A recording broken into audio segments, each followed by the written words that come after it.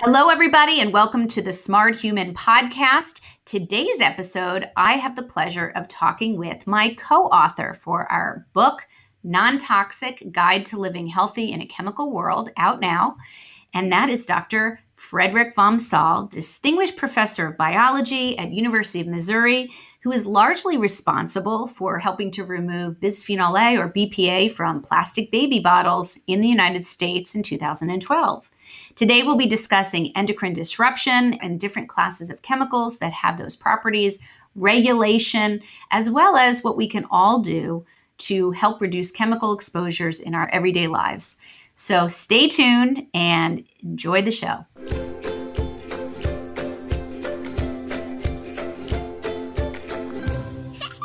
First of all, Dr. Fred vom Saal, who is my co-author on two books now, right? We wrote a textbook together or edited a textbook together along with many of our fabulous colleagues.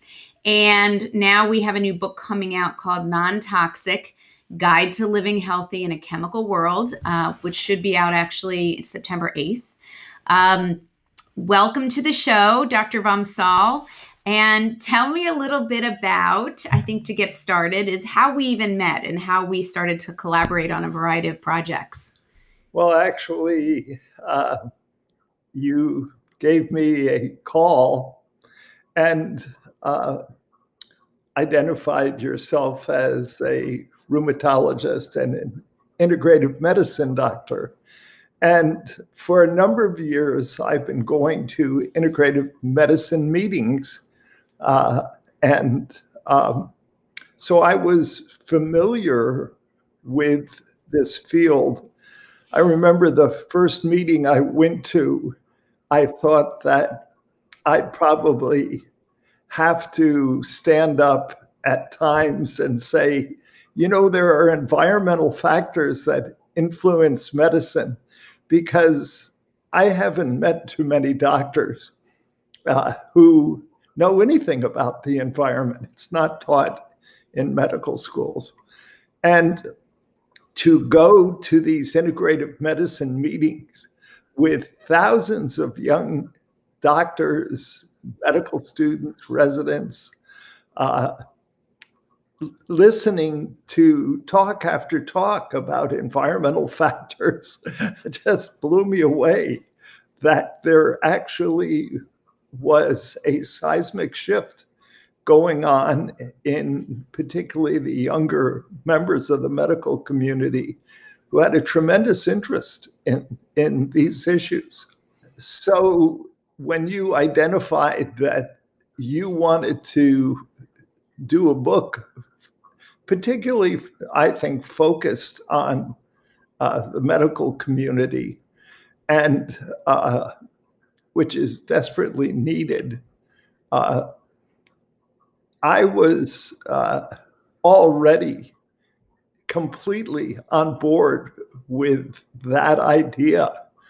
And so you kind of connected with me at exactly the right time. If it had been, let's say, 10 years before, you would have been talking to me about something that I really wasn't that familiar with. And that is the field of integrative medicine. And anyway, I'm a strong supporter of a very holistic approach to medicine, the kind of approach you take and is taken in integrative medicine. And so it resonated with me.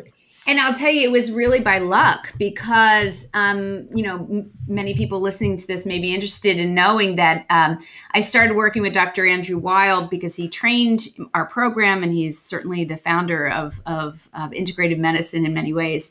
But when he offered me to help with this textbook, he also made a point to say, and I was very kind of young and spry and cocky, and I was like, I can do this all by myself.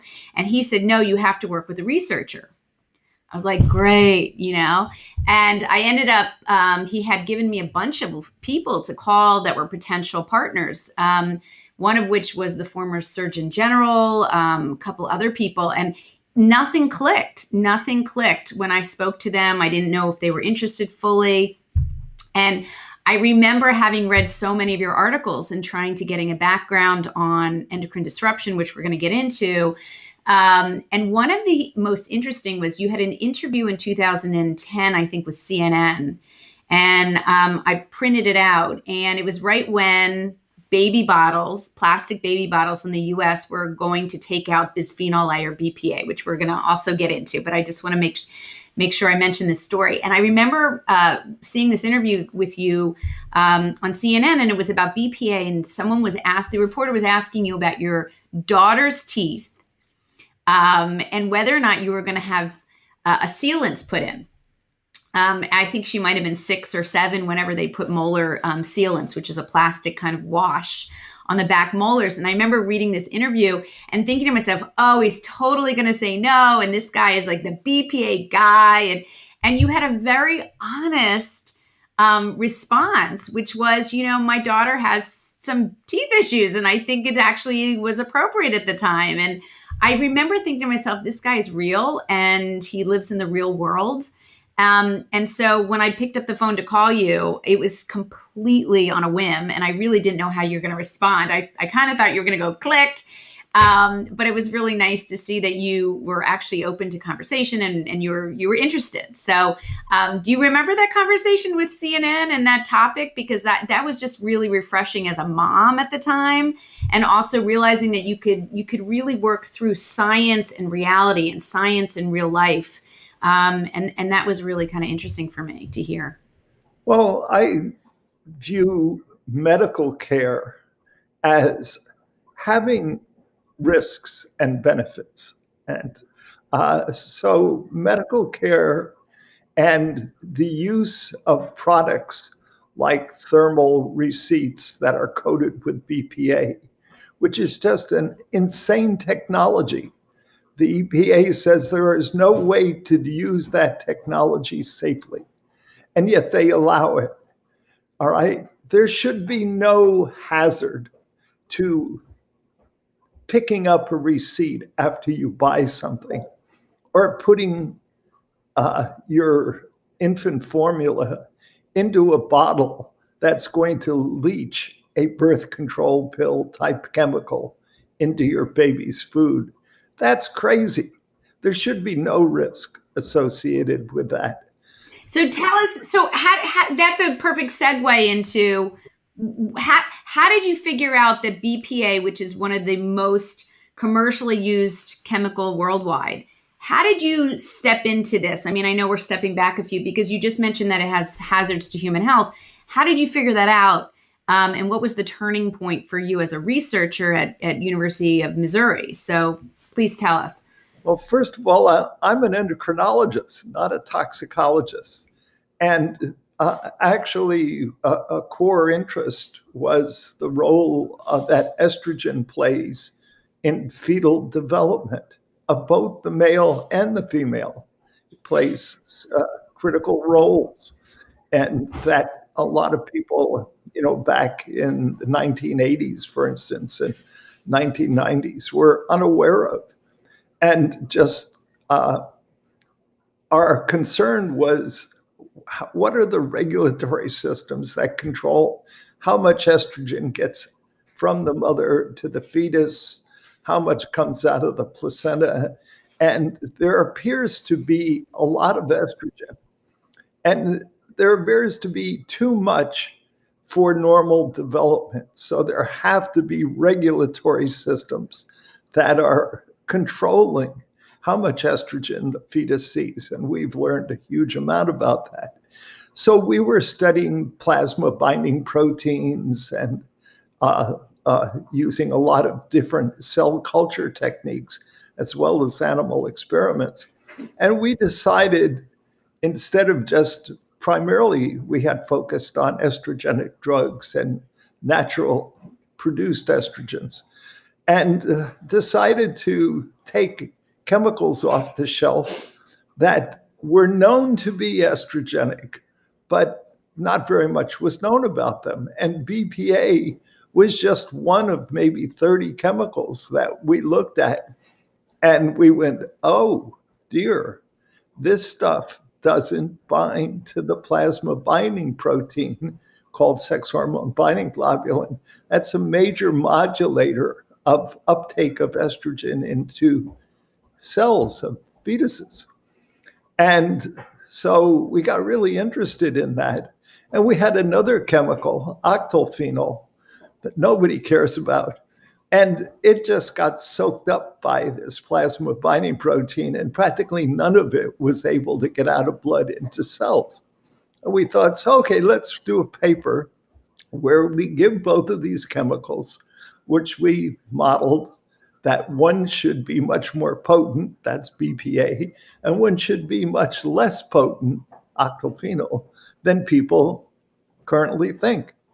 And lo and behold, we found that toxicologists don't think like endocrinologists. We start at the very lowest doses that we think will be able to do something, and we work our way up. In toxicology, it comes out of a field where they looked at what kills something, and then they just do a few slightly lower doses and are very happy. They're looking at poison, their acute toxicity, and not looking at the kinds of things you would look at as an endocrinologist, where a hormone binds to a receptor. And one binding event can lead to tens of thousands of cellular responses. So there's this tremendous amplification going on.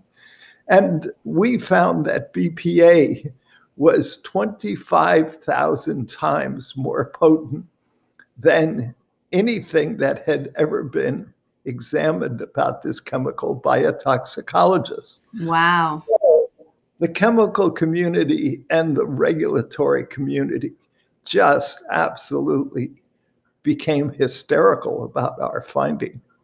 And they are the ones who made such a big deal of this because it challenged the whole foundation of the regulatory system, that you just test a few high doses, you divide by a number, and you come up with a safe dose that you never test. And what we were saying is that whole system just didn't work. So you're basically flipping science on its head, because up until that point we had known about Paracelsus, or did I say that, pronounce it right, Paracelsus, which in the late 18th century, was it? Or is the... Actually, it was around 1525. Oh, even earlier than that, where we learned dose makes the poison. So as the dose goes up, we feel that, or the researchers felt, as the dose of something goes up, you would have more clinical effects or more illness, so to speak. Whereas in sort of this type of research of hormone research, endocrine research, where you're looking at really the smallest, tiniest doses, parts per million, parts per trillion, that's where you're seeing actual effects at the very lowest doses, which no one up to this point ever bothered to look under the hood for. Well, there's a second point, and that is estrogens exist in your body. This is a system that's already working, and any extra estrogen or any antagonism of estrogen modulate an ongoing system. There's no threshold for that. The whole concept of safety in toxicology is that there is a dose below which nothing happens in the body. And from both theoretical and experimental information, that's impossible for the endocrine system that already is on and functioning.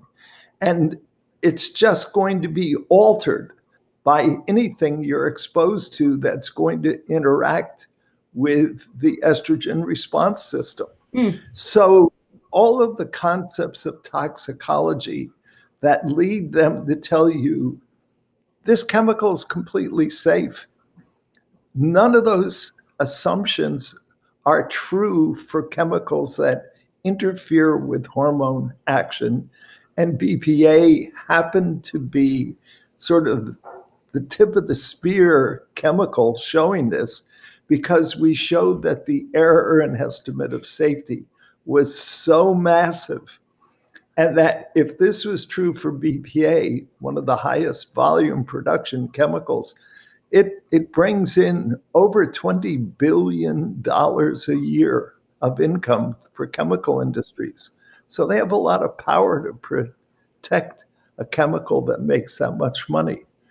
And, to say to the regulatory system, everything you're doing is wrong, well, it scared the heck out of them.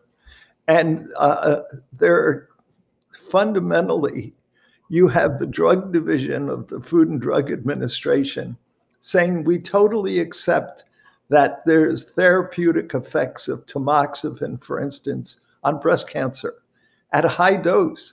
But if you let the dose in a woman get too low, it actually will stimulate cancer. It's fascinating because I have patients with breast cancer who on tamoxifen talk about real world decisions and are really like, oh, I think I'm going to take it every other day, or I'm going to take it every third day. And I say to them, no, there's evidence to show that it's an all or nothing. It's go big or go home with tamoxifen because it's an endocrine disruptor. And if you take too little or spread it out too much, you're actually going to have less dose and ultimately can actually be stimulating to breast cancer. And we have data on this too, right? Yeah. So that is accepted by the drug division of the Food and Drug Administration.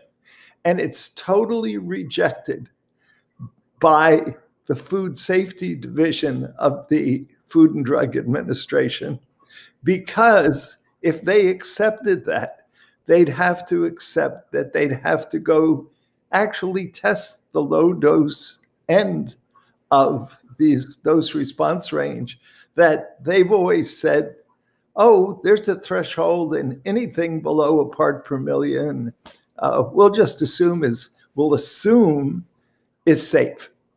And we don't need to test because that's what we're taught and it has to be true. Even though for all of these hormone-like drugs like tamoxifen and for men, Lupron for prostate cancer, they all cause effects at low doses that are totally different and in many cases totally opposite to what you see at these high therapeutic and where risk assessors in the chemical risk assessment division of the Food and Drug Administration, they're only thinking about these high dose effects, and they completely reject all information that's inconsistent with what they were taught as students. I believe it. Yeah. I mean, and then they went after you as well. I mean, you had colleagues, and this was really becoming a burgeoning part of science to look at endocrine disruption. And then it kind of snowballed with the work of Theo Colburn, who incredible scientist and researcher, and other colleagues, Pete Myers, and people, academics in areas around the world. I mean, this wasn't just a United States phenomenon or research phenomenon, right? It kind of snowballed that this phenomenon of low dose causing harm could really be something that is worth looking at and looking at for other chemical groups, right? Well, what happened is the Japanese government in the 1990s, the late 1990s, decided to put in a huge amount of money into endocrine disruptor research. And for many years, Japan really was the center of where this kind of research was going on. And also in Germany and other parts of Europe, there was a lot of research going on and on endocrine disruption. So the support from research agencies for this in other countries has far exceeded what we've had in the United States. Which is not surprising, also with regulation across the board in many areas, including food chemicals and water contamination chemicals. So, it tends to be the case that we're sort of on the list, but we're kind of catching up to other more progressive countries with better regulation. Tell me a little, Fred, about, or Dr. vom Saal, but Fred to me. Tell me about other classes. BPA is sort of one of the most well-studied, thanks to you and your colleagues. But tell me about some of the other classes of endocrine disruptors that people might be using in their day-to-day lives. Well, some of the scariest derive from polychlorinated biphenols, PCBs, that were banned in the 1970s. And these were used in a wide variety of ways, but one of them was as insulating material, flame retardant material. And so the chlorine gives the chemical compound incredible stability and resistance to metabolism. So you had all these chlorinated pesticides and other flame retardant type of materials being produced through the 1950s and 60s into the 70s. And then finally, there was a UN resolution that about 20 years ago to try to ban highly persistent organic pollutants that contain, all of them contained chlorine that gave them this ability to hang around in the environment for 10 or even hundreds, and in some cases, literally non-degradable chemicals. So the insanity of our regulatory system is that what chemists did was said, oh, we'll get rid of the chlorine and we'll replace it with another chemical, bromine. And if you go back and look at the periodic table, you'll see there's this list of chemicals: chlorine, bromine, iodine, fluorine. Okay, they all have the same hazard. Because they're halogenated. I mean, for younger people who may be closer in time and training to the periodic table, I actually had to pull out my kids' elementary school periodic table, believe it or not, a few years ago. It is the halogenated vertical line all the way down. They are extremely reactive chemicals. They bind onto everything, and then they stabilize the compound so that it can't be metabolized. And so they hang around forever. So we went from chlorine to brominated diphenyl ethers, PBDEs, and they were found to be even worse than the chlorinated compounds that they replaced. So they started replacing them with phosphate and mixtures with bromine. And then if you see the movie Dark Waters, a lawyer who actually worked for chemical corporations found out that this fluorinated compounds being made by DuPont and 3M, that they understood completely that these compounds were killing people. And now DuPont is being broken up into multiple companies. 3M just agreed to what, an $850 million settlement with people. And these chemicals, they're called forever chemicals. And they include non-stick panned coatings, Gore-Tex and waterproofing, flame retardant chemicals, but also the kinds that are used like PFAS chemicals, they call them perfluoroalkyls, that firefighters often use to put out large flames in airports. So we know that their contamination of airports and military bases, especially around the country, are highly contaminated with these perfluoroalkyl chemicals because of that fluorine, and it gets into the waterways. So that's a big issue. People in the military and our firefighters and police are the most contaminated with these chemicals, and their families that live around the military bases are human guinea pigs for the toxic effects of these chemicals. And they're not easy to get rid of.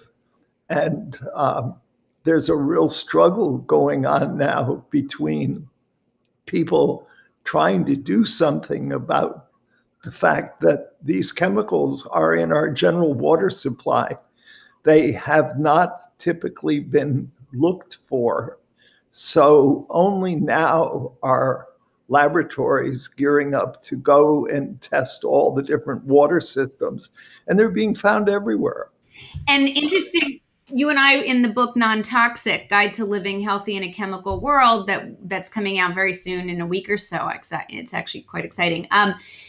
You and I discuss, within the book, we talk about all the different types of contaminants and also discuss some of their health hazards, which we know with the PFAS chemicals, interestingly enough, we're seeing not just endocrine disruption, perhaps even developmental risk in prenatal exposure, but we also bring to light some of the newer research that's on the immune system and in terms of being even responsive to vaccinations and, kind of delaying response to a variety of vaccinations. So, as we're moving and we're in COVID now, we're thinking along these lines now in the future of vaccination and where that's going to go. If we are a society filled with contamination of chemicals that actually keep us from responding to a vaccine that may be invaluable, these are really important considerations moving forward, which is really why we're teaching people through the book how to reduce exposures, right? Because a lot of these chemicals will affect not just acutely our health, but chronic conditions, right? Well, one of the interesting things that is coming to light is that a lot of different classes of endocrine disruptors are related to human diseases such as diabetes, cardiovascular disease, liver disease, autoimmunities, and autoimmune disease like asthma and allergies. And so the common thread there is what you just indicated, and why I think working with you is so exciting, because it brought me into the field of immunology, because the common thread here is that you have disruption of the immune system. And the last part of living with COVID-19 before you die is your immune system going into hyperdrive. They call it a cytokine storm of release of immune inflammatory type chemicals. And the consequence of that is that your body just essentially kills itself. And the exposures that we're talking about and trying to get people to reduce in their general lives, which you can do, which is a big part of the message. If you know what to look for, you can do something. And the second thing is you have to do that because nobody out there is looking out for you. The Food and Drug Administration and EPA are essentially unable to cope with these problems in the face of political pressure and just because they're not staffed by the right people who know the right thing.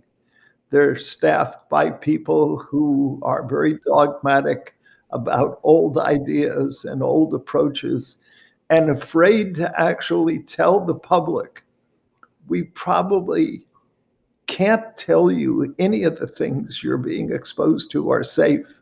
But our mission is to convince you that the world you live in is completely safe for you and you don't have to worry about anything. Nobody really quite gets this, that we're like the Wild West. It's when it comes to regulating the safety of our food supply and the products we're using in our daily lives. Yeah, and I mean it's amazing that even something like fragrance, which is a phthalate, another group of endocrine disruptors, so fragrance in this country is actually proprietary. So as a government, we tend to protect manufacturers. We allow people to have trade secrets of formulations that are argued to be, more important to keep for the company's own secrets as opposed to revealing some of these ingredients to the general consumer and to the public. So fragrance, which can have, or perfume, if you're looking on a label of personal care products or cleaning products, can actually contain up to 300 or more chemicals in a concoction that you're not, as a consumer or as a mom or as an autoimmune disease patient or someone with any chronic condition or, even a healthy person, you're not privy to know that information, even though we now have enough robust data to show that it can in fact affect all of us, right? Many decades ago, when the first information started coming out about multiple chemical sensitivity syndrome, it was treated by the medical profession really as just nonsense, as a joke. And as one of the things you're talking about is this almost impossibility to go out to the store and find cleaning products, for instance, that aren't loaded with fragrance. And the carriers for those fragrances are really seriously toxic to fetuses. What do you mean by carriers, Fred? Would you explain a little bit about how we have active and inactive ingredients in pesticides and cleaning products? I mean, explain that a little bit for the audience. So this is a really critical part of regulation, for instance, is on a pesticide or on a fragrance bottle. They might say this is the active ingredient, and it's 0.01% of what's in there. And all the other stuff is supposedly inert and inactive. Well, what we're finding is, to just jump to another example, you take the pesticide Roundup, which the active ingredient is now thought to be a human carcinogen, according to the World Health Organization. Glyphosate. You're talking about glyphosate, which is making the news, and it's really being banned from major parks, in parks in Miami. And now they're looking at it for New York public parks and areas.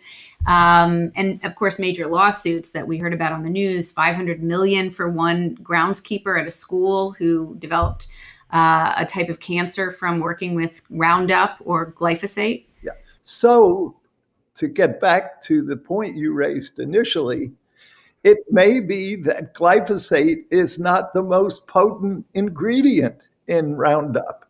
There's a second ingredient that's a facilitator of glyphosate action. They're called adjuvants, and it's called AMPA. And it actually is, in combination with glyphosate, extremely dangerous. But no regulatory agency studies the interaction between the active ingredient and the facilitators of that active ingredient action that are added to make it more potent. But they're never studied, and they're not listed there. And researchers now are looking at the combination of the active ingredient and having to go discover what are these different formulations. The product Roundup is no longer under patent, so it's made by at least 10 different chemical corporations in different formulations. And Dow Chemical now has 2,4-D, which used to be part of Agent Orange, thank you, as a combination with glyphosate. And nobody's ever studied those two materials together for their health effects, but the EPA immediately approved it. So we have a strange process of having, for instance, all these fragrances in products, but we have no idea what their health effects are. And I'm very sensitive to some of these fragrances. I get reaction to them. And that really worries me in terms of having a compromised respiratory system, that if I were to get the novel coronavirus, I would need some pretty aggressive action in order to deal with the fact that I'm in a high risk group. Yeah, and I think I see certainly a lot of patients, who not only have autoimmune diseases, because that's my background, but I'm seeing patients of all age groups, sick or not sick, with underlying comorbidities that are really taking notice when they walk into a commercial store, like a print shop or big box stores, how sensitive they are now to some of these chemicals. And they're really brazen. I mean, there are many, even if you're a teenager and you're walking in the mall, they're now spraying fragrances outside of stores. Like I think Abercrombie does it. I think Victoria's Secret, they used to do it. You could smell it a mile away. So it's interesting how fragrances are being used for marketing. But it's also scary to know what we now know is emerging is some of those hidden chemicals and how toxic these can be for our bodies. So it's pretty remarkable. Right. So tell me, Fred, let's move into a little bit more about, I guess, other endocrine disruptors like, personal care products. We talked a little bit about fragrance. We know that the chemicals that are in personal care products are pretty toxic, many of them because they're untested. And the ones that are tested, which are usually done not by the manufacturers, but usually by researchers like yourself and colleagues around the world, especially amongst young people. A lot of personal care products are used by teenagers. Also women. I'm not saying all women, because we know on average about 12 products a day are used by women, 6 per day by men, and about 17 per teenager. And so tell me a little bit about, and this is some of the work I'm doing with high school students, why is it so important, not just what chemicals we're exposed to, but at what points in development, whether it's prenatal exposure, child exposure, teenager. Tell us a little bit about the vulnerable windows of development that you guys have been discovered amongst your group. Yeah, this is something that I got interested in as a Peace Corps volunteer working in Africa. I was in both Somalia and in Kenya. And there was a lot of nutritional deprivation, particularly in Western Kenya, where they had very little protein, and they had a disease called kwashiorkor, where children actually couldn't metabolize complex proteins. They had pretty much lost that ability. So we'd try to give them eggs or something and make them sick. So you have to bring them back to normal physiology in creative ways. And I got interested in nutritional deprivation during development and the long-term consequences on not only your body and disease, but brain function. And so there are these periods in life where exposure to a chemical like BPA or these perfluorinated chemicals, think of development as being a series of dividing roads where your body can go in one direction or it can go in another direction. But once it's on that road, you can't turn around and go back and get on the other one. There are these decision points in terms of the way cells function for the rest of your life. So what happens during fetal development is your organ systems are forming. You don't have defensive enzyme clearance systems that are functional. You don't have a functional immune system. You don't have normal feedback systems that are protective in an adult. And an exposure can shift the course of development.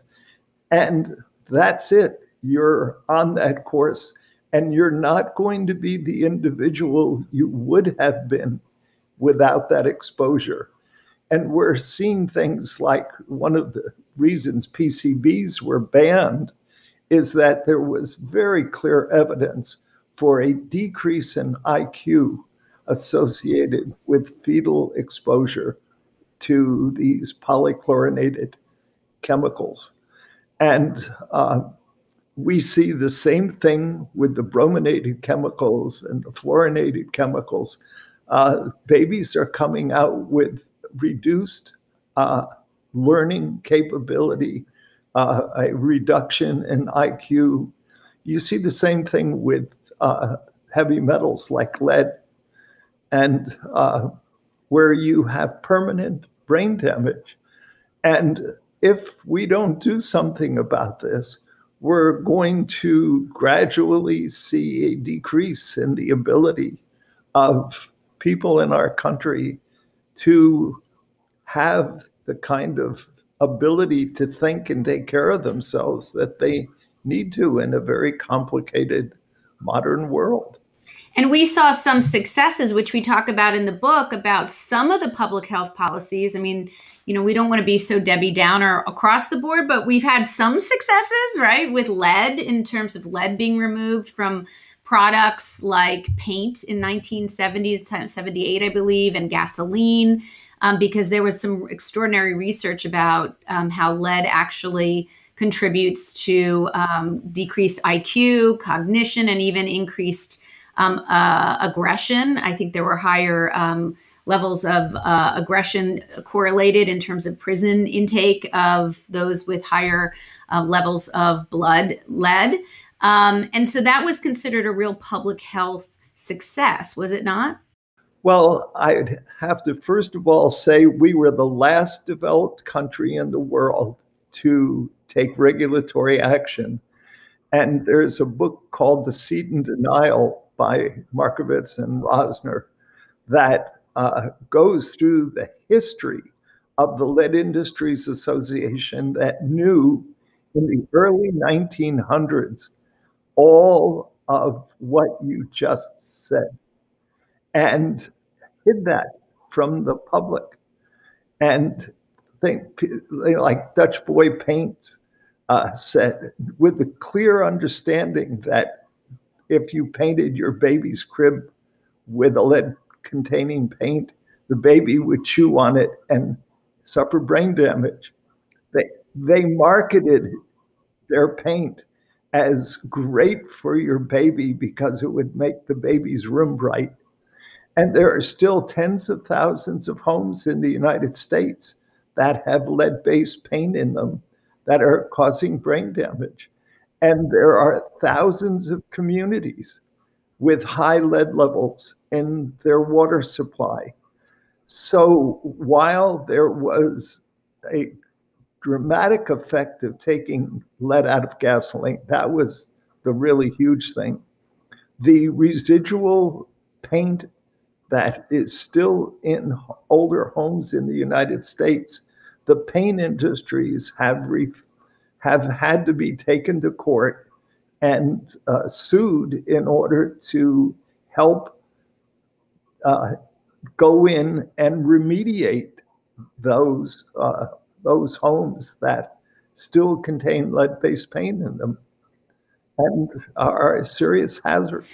Yeah, and so we have some pretty serious ongoing contamination issues, certainly with lead, and now we're finding all these other ones. And so, like PFAS chemicals in drinking water. So tell me a little bit, this book, we really want to, as you mentioned, empower readers to really take it upon themselves to make changes for themselves and their health and for their family's health. because given your background, your longstanding history working with regulatory bodies and testifying on Capitol Hill and working, with international bodies on various chemical regulations, it still was not enough. It still is not enough. So tell me a little bit, how you see this book playing out. What makes it unique, in your opinion? Because you and I both we designed it to really hit certain points. But what do you think is unique about it, and what do you hope to achieve by having this book out there? Personal empowerment to do something about the fact that there are chemicals in our water supply that are dangerous, but you in your home can, without spending a lot of money, and this is a critical point, buy filtering systems that you can put under or even at the end of the tap, so that your drinking water is going through a filtering system that will take out not 100%, but a very high percentage of these toxic chemicals that you and I are talking about. You can also, in terms of the food you buy, go and look at food packaging and say, I'm not going to do something really not very smart, which would be to buy a vegetable in a plastic package that says, you can take this plastic package and put it in the microwave and cook the food in it. Oh, by the way, all of the chemicals that we use to make this plastic are proprietary. Most have probably never been tested. There's no regulation to test anything by the FDA. And the FDA doesn't even know what's in those packages, the food division. Right, which food packaging, people don't realize, maybe listening, that food packaging in and of itself can affect your organic food or whatever healthy thing is being carried in that container or in that liquid drink like a can. But actually, food packaging chemicals get into the food we cook and eat and carry. Right. So, for instance, if you buy frozen food in a plastic package, take it and put it in some type of cookware that glass-based, like Corningware or whatever. Pyrex, yeah. Pyrex, some type of heatable glass, and never take any kind of plastic material and put food in it and put it in a microwave or in an oven or on top of the stove or whatever. It's just going to release chemicals. And we published quite a bit on the leaching of BPA from various products. And one of the strangest things is that it turns out that this chemical coats receipt paper, and it's like invisible talcum powder. It's not visible on you unless you get a lot. Hold it for a while with a wet hand. You'll see that there's this residue on your hand. And you were, to go back to your conversation about personal care products, if you use personal care products like hand creams and facial creams and things, or if you're using a lot of a hand sanitizer, for instance, that's got what are called dermal penetrating enhancing chemicals used by drug companies to deliver drugs into your body through patches and things. Well, the BPA that's on the surface of this receipt goes right through your skin if you're using these a whole bunch of different personal care products that contain chemicals that degrade the barrier systems in your skin. So we find women respond to holding a thermal receipt in terms of how much BPA gets through their skin into their blood tenfold higher than men. I was going to say right then and there that one of the most fascinating studies I read was about pregnant supermarket checkout women who found some of the highest levels of bisphenol A in their bloodstream, or was it urine? I should say probably urine for BPA. That it correlated with literally their usage and touching of a variety of their receipts. So, especially being pregnant women, it was rather shocking because we know that can cross the placenta into a fetus. But you made me think of that because that was just something that never left me. Yeah, there are job hazards for if you're somebody who works at a cash register. And one of the things you'll see is they often have a bottle of hand sanitizer right there for you to put on your hand so that when you touch that receipt, you're going to get a good hit of BPA, which is related to just a horrendous range of diseases. And one of the things I wanted to go back to, in my research, we focus primarily on fetal development, which is probably the most sensitive time to be exposed to any of these chemicals. But another critical window in development is puberty. And where there's this massive hormonal changes going on, and the body is going through a second huge phase of development. And it's during that time, I think, is one of your main areas of focus, is to go to kids in this transition period and try to talk to them about keeping their bodies as free of these chemicals as possible, because there are now data that exposure to the pesticide DDT during the pubertal period increased the likelihood of having breast cancer when women get to their 50s. And heart disease, actually. There were some studies on not just breast cancer, but risk for heart attack. But yeah, those were the women that were in utero. They were the women developing in their mother's bellies. And it looks like that was a major issue, was when they were exposed to DDT. So yeah, and DES is another endocrine disruptor, again, prenatal exposure, where we have a lot of information showing that kind of exposure in utero really set women up, or not just women, but men and women actually, for later chronic conditions, including various cancers.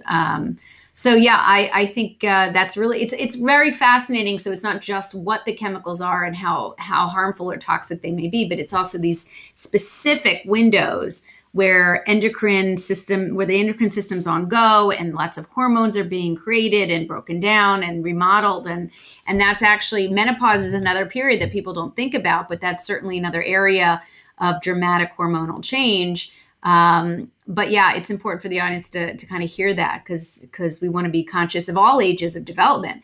We actually wrote a whole chapter in Nontoxic on what to know as a parent, and also what to think about as a parent to be in terms of exposures before you get pregnant. And so I think we were really proud of what we put together for that, to give people some really great sound advice that's evidence-based.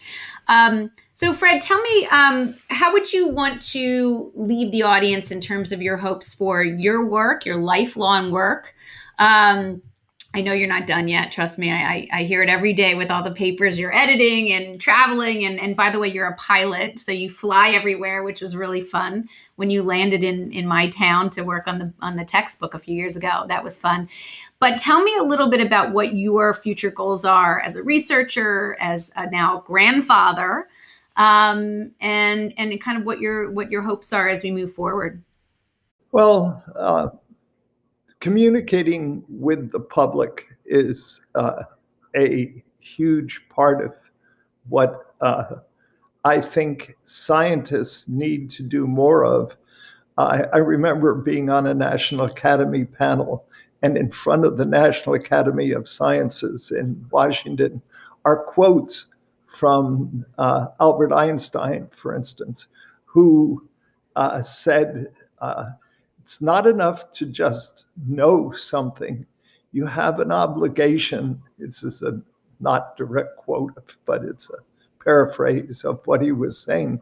You have an obligation to do something with your knowledge in terms of informing the public.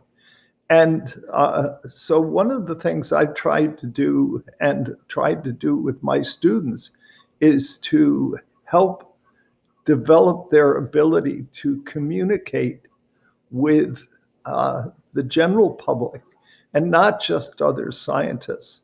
Because realistically, if you can't explain what you're doing to people in a reasonable, understandable way, it probably means you don't really understand it yourself. And so I've tried to communicate as much as possible by going around giving talks to Rotary clubs and groups, mothers groups. And, I don't look at that as being activist. What I'm trying to do is to do something that isn't being done enough, and that is to give people information that's science-based, data-based, but information that they can use to protect themselves. And one of the things that's critical in our book is the resources that we have in each of the chapters of where do you go to get accurate, reliable information, as opposed to the propaganda that is massively put out by chemical corporations with disinformation. And it's often under cover of organizations like the American Council for Science and Health, which is just it's an industry front organization to misinform people. And the American Chemistry Council has a BPA website, for instance. Well, if you go to that, you're going to get all kinds of propaganda that has no relationship to the truth. And so one of the critical things about our book, and the reason it's needed, is that the public needs a filter. How do I know if a place I'm going for information is really just industry propaganda, or is this really a reliable science-based website? And you and I have the background and we know the people involved with the reliable sites. And, we can serve as a guide to these are the places you want to go for further information. And stay away from the other sites. Yeah, I think it's the navigation portion of this is so critical because, again, coming from a place of not even understanding where these chemicals are and what was going on, I was an outsider, you're an insider. You work for an academic environment, in an academic environment. You're not paid by companies to say anything or do anything. I'm not working for anyone, technically speaking. I think, we really tried to pull in the best of the best. And really, like you said, relationships matter, knowing who we're calling out as reliable sources, understanding their backgrounds. I think that matters. And it's harder and harder to find truth in this day and age. And I think this book serves as a way to navigate the untruths out there and to give people really practical, good information that they can use for themselves. So anything else you'd like to add? How's your summer going in COVID-19? And oh gosh, and your family's doing well. So everything else going well? Yeah, we just, as you said, we have an airplane. I grew up, my mother was a commercial pilot, taught me how to fly as a child.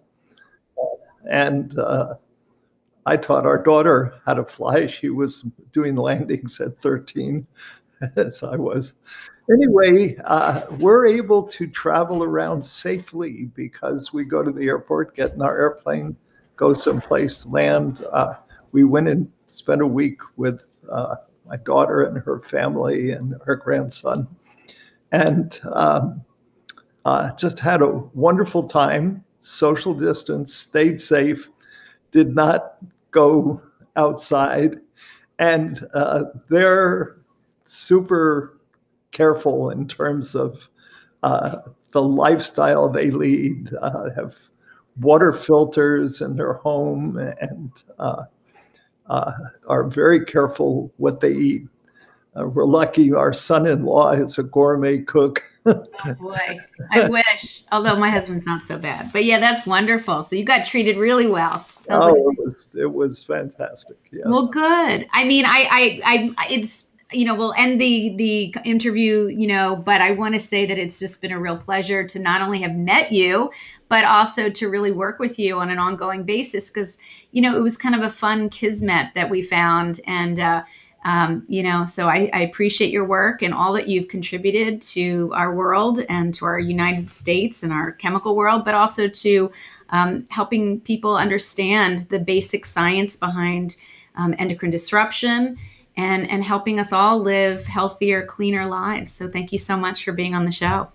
Oh, it's been a great pleasure. And I just want to add to that your approach to medicine, this holistic, integrative, I want to make my patients better.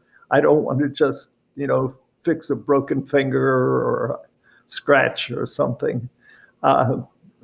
This is a critical new approach to medicine, relatively new, I think is really critical. And I'm learning a lot from you. And, so it's really a shared experience, I think, that we have. Yeah, I think this is good stuff. When you combine scientists with clinicians, a lot of good can come of it. So I'm glad these worlds are communicating, and we'll see the ripple effect. We'll see how it goes. So anyway, thanks again. And this is Dr. Frederick vom Saal from University of Missouri. I'm distinguished professor of biology. And it's been really wonderful to have you on the show. So thank you, and be well and be safe. Talk soon. You too. A pleasure. Thanks.